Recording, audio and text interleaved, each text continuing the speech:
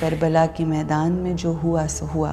اس کے بعد جب تمام خواتین کو، تمام بچوں کو، تمام اسیروں کو لے کر جایا گیا دربار یزید لائن میں، جب وہاں پر لے کر جایا گیا تو وہ اپنے نشے میں دھت تھا. کیا سچویشن ہوگی، آپ سوچیں کہ کیا ایسی زندگی میں سچویشن،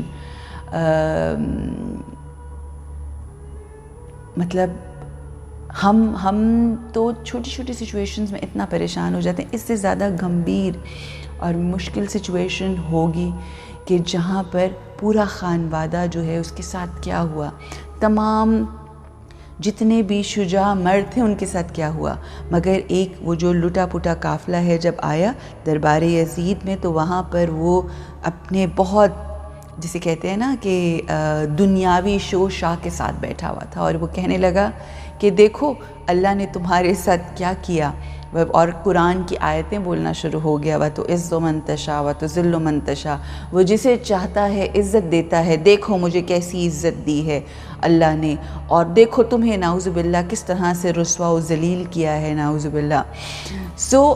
جب اس نے یہ بات کہی تو اب وہ سچویشن کیا تھی، میں اب آپ کو سمجھانے کی کوشش کر رہی ہوں مثال دے کر کہ سچویشن کیا تھی.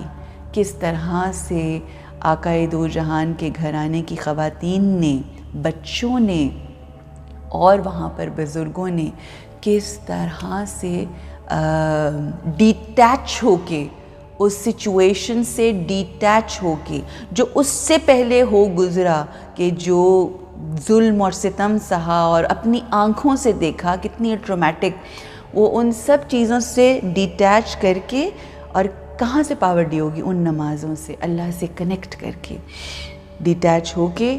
بی بی زینب عالیہ سلام اللہ علیہا ارشاد فرماتی ہیں کہ اے یزید، ہم نے اپنے رب کے حسن اور جمال کے علاوہ اور کچھ نہیں دیکھا.